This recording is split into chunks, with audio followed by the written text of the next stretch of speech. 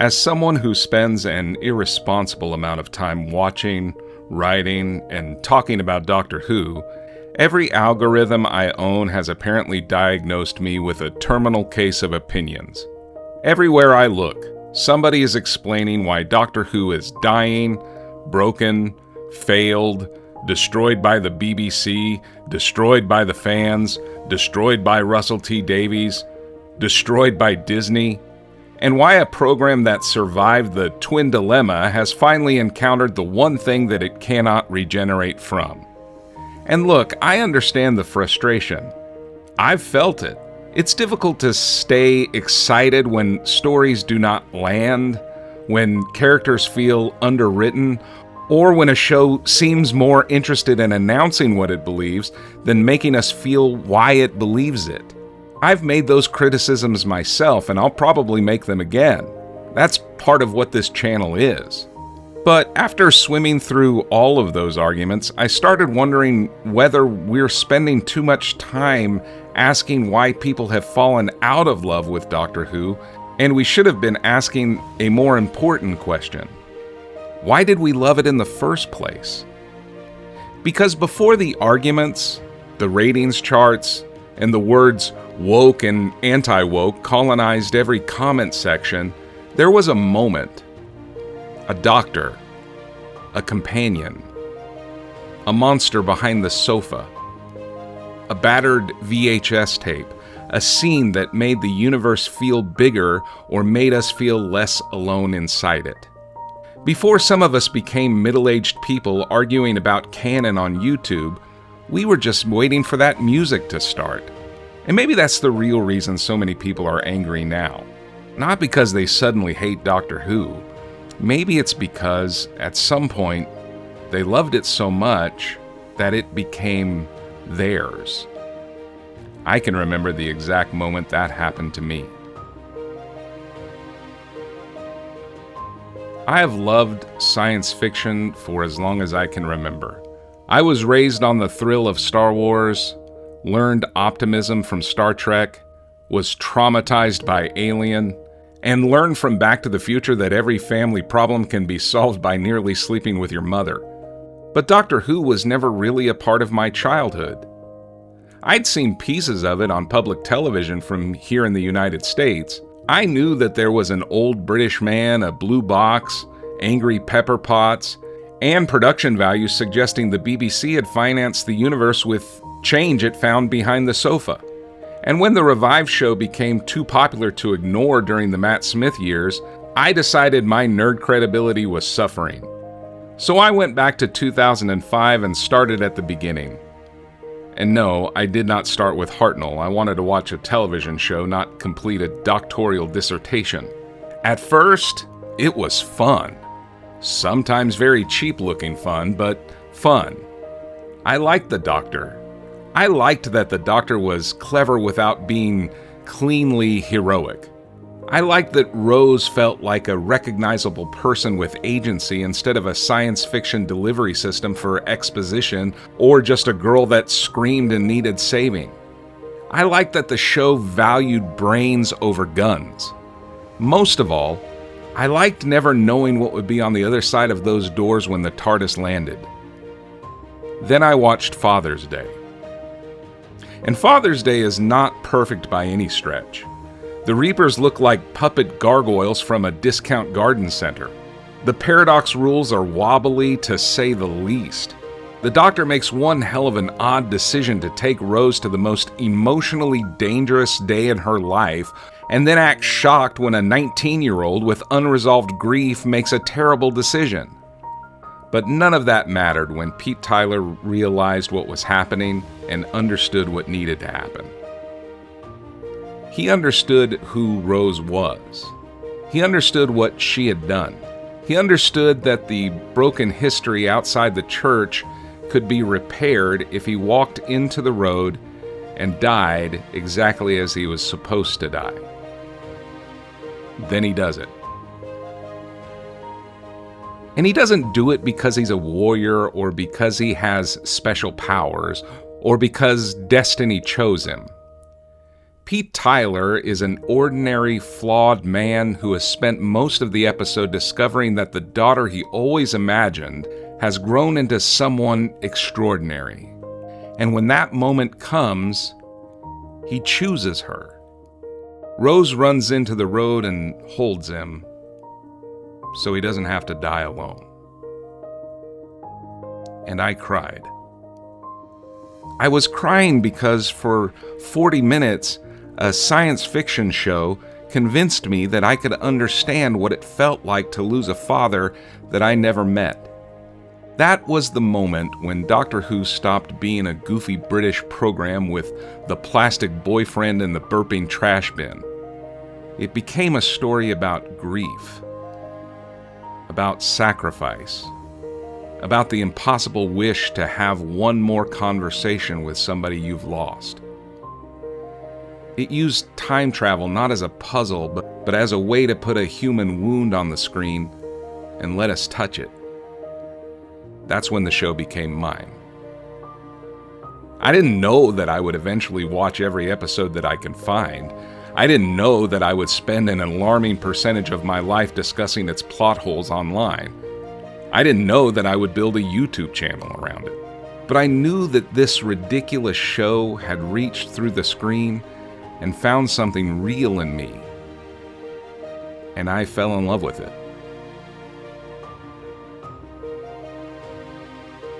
Well, okay, it was a little bit about the Daleks. The Daleks are fantastic. The Cybermen are fantastic. The Master is fantastic. The Weeping Angels are fantastic, at least until the show started explaining them so much that we know their dental records. The monsters give Doctor Who its shape. They sell the toys. They fill the trailers. They give us something recognizable to put in the thumbnail. But the monsters are not what keep most of us emotionally attached for years or decades. Nobody remembers the Green Death because the maggots look convincing. They remember Jo leaving the Doctor and that lonely drive away from the party. Nobody was devastated by Earthshock because the Cybermen had a clever plan. They remember the silent credits after Adric died. Nobody cries during Vincent and the Doctor because the invisible chicken monster has completed a satisfying character arc. They cry because, for a few minutes in a museum, Vincent gets to hear that his life mattered. And I didn't love Father's Day because I'd always dreamed of seeing gargoyle bats eat a wedding. The science fiction plot creates the pressure. The emotion is what remains after the credits. That's also why the companions matter so much. Stephen Moffat once described the companion as the person to whom the story happens. And that's exactly right. The Doctor may save the world, but the companion is usually the person whose world is changed. Ian and Barbara were school teachers. Sarah Jane was a journalist. Rose worked in a shop. Donna was a temp who believed that she'd missed her chance to become anybody. Bill served chips at a university. Graham was a retired bus driver carrying grief that he didn't know how to live with. They're not chosen because they're the strongest people in the room. They become strong because the Doctor opens a door and shows them that the room is much larger than they believed it was. Doctor Who tells ordinary people that curiosity matters, that compassion is not a weakness, that intelligence is not reserved for the person with the degree, the title, or the sonic screwdriver, that a shop girl can look at a broken soldier and teach him mercy, that a temp from Chiswick can save creation, that frightened people can still make brave choices. This is the emotional contract of Doctor Who. Take us somewhere impossible. Give us people we recognize. Let them become more than they thought they could be. Then send us home seeing our own lives a little differently. The aliens and spaceships are not a distraction from the human story. They're how Doctor Who sneaks the human story past our defenses.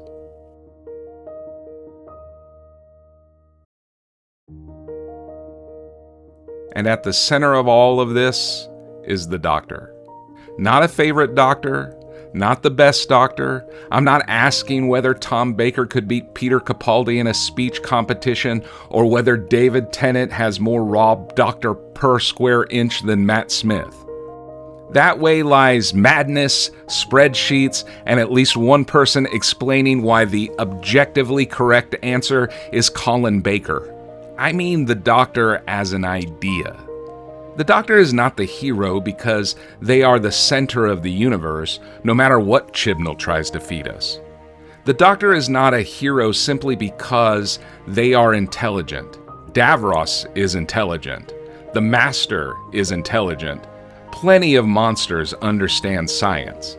Cleverness without conscience does not make the doctor, it makes a better villain. The doctor matters because week after week, again and again, they are given the power to dominate, punish, destroy, or walk away. And with all that power, the doctor tries to choose something better. And he doesn't always succeed. And I think that's important. The doctor can be arrogant, manipulative, cruel, and terrifying. Sometimes the companions are there not merely to admire or be saved by the doctor, they're there to stop the doctor from becoming the worst version of himself. William Hartnell's doctor does not arrive fully formed as the gentle grandfather of popular memory. He begins suspicious and selfish, dragging Ian and Barbara away to protect his secrets. It's the humans that change him. Traveling with them teaches him attachment, responsibility, and love. When Susan finds a life with David, he locks her out of the TARDIS, not because he no longer wants her, but because he knows she may never choose a life of her own while he keeps offering her escape. His kindness looks like abandonment until you understand what it cost him. The third doctor drives fast cars, throws people across laboratories with Aikido, and dresses like he declared war on subtlety. But in Doctor Who and the Silurians, when everyone else sees a threat to eliminate, he keeps trying to create peace between two frightened species claiming the same planet. Both sides betray that hope, and UNIT destroys the Silurian base. And he isn't able to stop it, but he never accepts that slaughter was the only answer. The fourth Doctor is ordered to stop the Daleks before they're created, and he has the wires in his hands. One touch and the universe might be spared centuries of suffering. But he hesitates and asks, "Have I the right?" That question is the Doctor. Not, can I do it? Of course he can. The question is whether having the power gives him the moral authority to do it. The fifth Doctor spends his final story poisoned and dying, and then uses the only antidote to save Perry. No audience, no reward. Her life simply matters more than his current one. The ninth Doctor returns from war believing that he's already made the worst choice imaginable for the right reasons. When he meets a Dalek, all of that pain turns into hatred. For part of that episode, the Doctor is more Dalek than the Dalek, and Rose recognizes it and reminds him who he is supposed to be. And then, a few episodes later, everybody lives. Watch Eccleston's face when he realizes it. This Doctor has spent the entire season carrying the dead of the Time War inside him, and suddenly he gets one night when nobody has to be added to the list. Just this once. Everybody lives. That joy matters because we know what it cost him to believe it was possible. When the 12th Doctor stands on a doomed colony ship with no certainty anybody will know what he did and no real belief that he can win, he's not fighting because it's easy, fun, or even likely to work. I do what I do because it's right, because it's decent, and above all, it's kind. That speech is not only Capaldi defining his doctor, it is Doctor Who trying to explain itself. The Doctor stands because somebody is frightened. The Doctor helps because somebody might live. The Doctor does the decent thing, even when the universe offers no applause, no victory, and no guarantee that kindness will be rewarded. That's not a superpower. That's a choice. Ncuti Gatwa described the Doctor as hope, someone who fights for every life they encounter. Whatever criticisms we have of that era, that is the thread the character must keep finding. A life worth noticing. Cruelty should be challenged, and the person everybody dismissed might still be saved. The Doctor shows us a version of life that is strength, not domination. So after remembering all of that, we can finally return to the anger. Because anger is not always the opposite of love. Sometimes anger is what love looks like after disappointment has had enough time to harden. Yes, there are people who never liked Doctor Who and discovered that pretending to mourn is profitable. There are grifters who can turn a casting announcement into the fall of Western civilization before breakfast, and bigots who use criticism of the writing as camouflage for something uglier. They exist, they are loud, and they can fuck off. But they are not everybody. One viewer responding to my last commentary wrote, "Sometimes we call out Doctor Who's problems because we love the show and just want it to be better again." That doesn't sound like someone celebrating the death of something they hate. They sound like people who are grieving the distance between what the show once made them feel and what it makes them feel now. A lot of modern fandom is grief wearing war paint. That doesn't make every complaint fair. Nostalgia is a lying bastard. Our favorite eras have terrible stories and embarrassing effects, and we now forgive them because they arrived wrapped around something that we love. Doctor Who has never been perfect, and loving it does not give us the right to freeze it in the exact shape it had been when we found it. The show has to change, but change and disconnection are not the same thing. When fans say the Doctor no longer feels like the Doctor, the companions feel thin, or the message feels more important than the story, they may be reaching for the same missing thing, the emotional connection. They miss the curiosity, the ordinary human life grounding the impossible one, and the feeling that the story wants us to care before it tells us what conclusion to reach. You can't repair that with a bigger budget, a returning villain, or a revelation that rewrites 47 years of lore. You can bring back the Daleks, but you cannot manufacture affection. You have to earn it again. One character, one choice, one story at a time.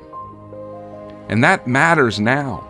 Since the planned Christmas special was canceled and the BBC has been putting the next phase of Doctor Who out to competitive tender, and the BBC says this is intended to secure the program for future generations. I hope that's true. But whoever inherits Doctor Who is not merely inheriting a title, a format, and a recognizable blue box. They're inheriting an emotional relationship shared by millions of people across more than 60 years. The question is not only whether Doctor Who comes back, it's whether the next version remembers how to make itself matter. And to understand that, we should stop listening to the arguments for a moment and listen to the memories. My story is not unique. Father's Day was the moment Doctor Who became mine. But a few weeks ago, I asked people on my social media what made them fall in love with the show. The answers did not arrive as reviews. Nobody sent me a spreadsheet ranking story structure, visual effects, or the objective sexiness of Jon Pertwee's cape. What they sent me were memories. Derek remembered being 5 years old when he first properly watched Horror of Fang Rock. He remembered seeing a repeat of Pyramids of Mars. He remembered returning during the wilderness years and seeing Hand of Fear again. But when he tried to explain what made the show his, he landed on a person. It was Sarah Jane I fell in love with. Bill remembered Spearhead from Space. He remembered laughing at the wheelchair scene. He remembered Tom Baker. That's when I loved the show. Loved everything about him. A.T. remembered Strange Worlds and Outlandish Aliens. They remembered the wilderness years when renting a Doctor Who tape was a genuine event and watching a small collection of VHS tapes until they were nearly worn away. Robin didn't even name an episode at all. I was going through a difficult time, and it offered me an escape. Different people, different decades, different doctors. And it hit me. They're not really explaining why Doctor Who is good. They're telling me when Doctor Who became theirs. Maybe your Father's Day was not Father's Day. Maybe it was Genesis of the Daleks, with 2 wires held between the Doctor's fingers and the fate of history waiting on a moral question. Maybe it was Blink, and for the next month every statue in town looked slightly closer than it had before. Maybe it was Spearhead from Space. Maybe it was the 11th Hour. Maybe it was Sarah Jane walking away from the TARDIS. Adric's broken badge over the silent credits. Donna turning left. Vincent hearing that his life mattered. Or the 9th Doctor laughing because, just this once, everybody lived. Maybe it was an episode everybody else thinks is brilliant. Maybe it was one that everyone thinks sucks. That shit don't matter though. Because every fan has a moment when Doctor Who stops being a television program and becomes theirs. We all fell in love with different versions of Doctor Who for the same reason. Not because we agreed on the best Doctor.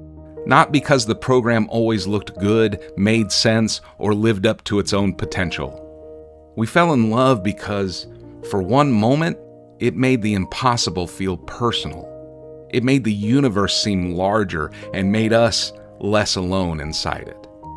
It told us that ordinary people matter. That curiosity could be courageous. That kindness could be stronger than cruelty. That grief could be survived. That even if we could not escape our lives forever, we might return to them seeing something that we had not seen before. The doorway changes. The feeling does not.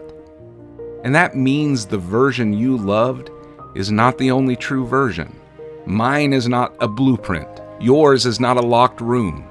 The version of the Doctor that never quite feels like ours may become somebody else's first Doctor, and the story we dismiss may reach a person on exactly the night they need it.